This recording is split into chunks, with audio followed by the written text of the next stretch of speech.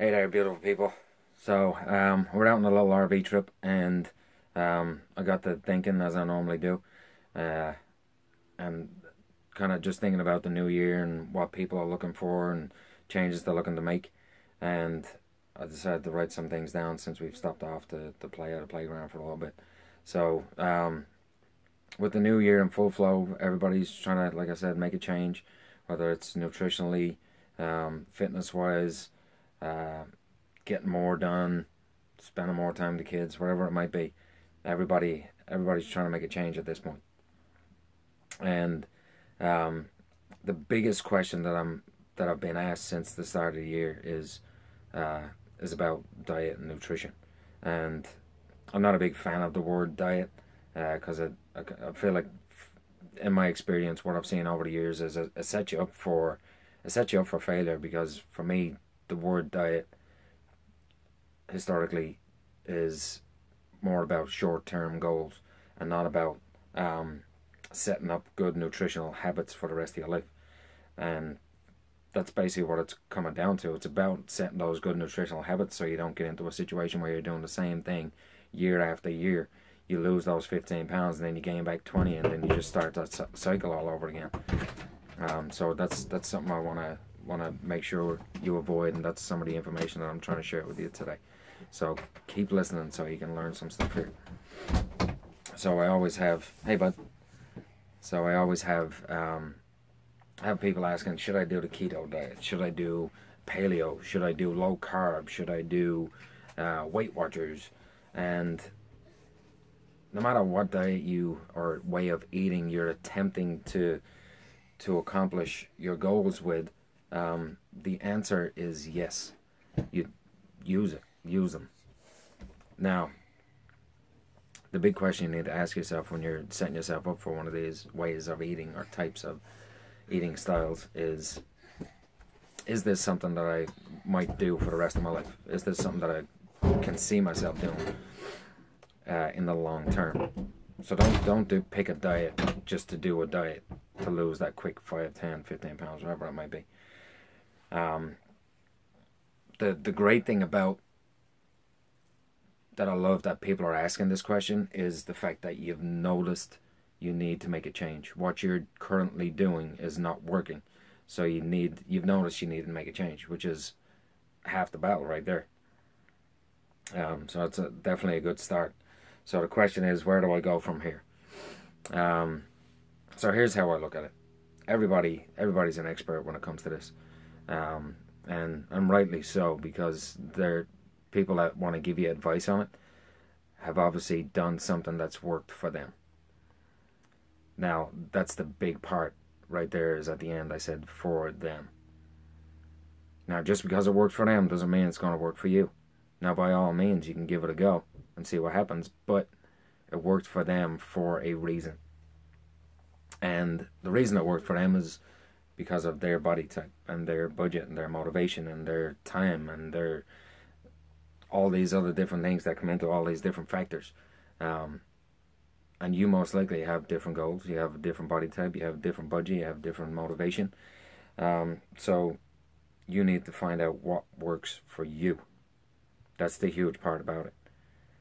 So you have a lot of people on Facebook saying, yeah, you got to do what works for you. You got to do what works for you. But nobody's given any instruction on how to figure out what works for you. So here's my bit here. If you can just hang on for another couple of minutes and keep listening. I like to explain to my clients, do an elimination diet. And do it for 21 days or 42 days. So for 3 weeks or 6 weeks. Whatever you think is going to work best for you. Now, what does an elimination diet include? Let me just flip the page here. So, elimination diet basically is where you take certain food groups and you eliminate them for 3 to 7 days at a time. This will do a few different things. And like you can start off with, say, I'm going to cut out grains for 3 days or 7 days. And then you'll do, say, added sugar. I'm going to cut out added sugar. And then I'll cut out alcohol. And then I'll cut out, and you just go through the different food groups. I'll cut out dairy and so on and so forth.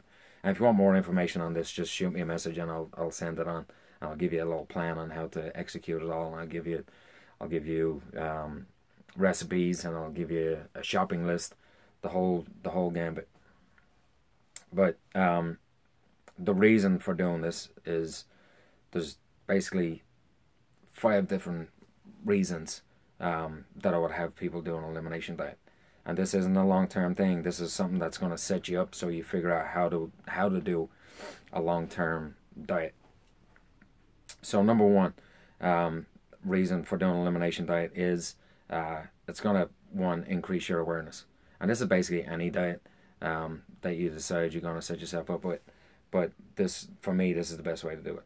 So it's going to increase your awareness. And by increase your awareness, I mean you're going to begin to realize what your body likes and what it doesn't like. So if you eat certain foods and you feel like crap afterwards, you probably shouldn't be eating that food. Straightforward, right? That's something that you'd think we should all know and be able to figure out. And this is something that you'd kind of keep a journal of while you're doing the diet. Number 2 would be it forces you to broaden your horizons. So if you have to cut out grains and you always have rice with your dinner, now you're going to have to figure out, okay, I can't use rice, what am I going to eat? I can't eat pasta, what am I going to eat? I can't eat bread, what am I going to eat? So now it's broadening your horizons, and you're starting to look for different ways to add in different foods into your diet. The next one would be it decreases inflammation, and as a byproduct of that, you'll end up getting results, because when your body decreases inflammation, hormones start to work properly, and then you start to use the foods that you're eating more efficiently, and as a byproduct, you get some results. You'll start to lose body fat. You'll start to lose some inches, just as a byproduct. So another reason to do the elimination diet.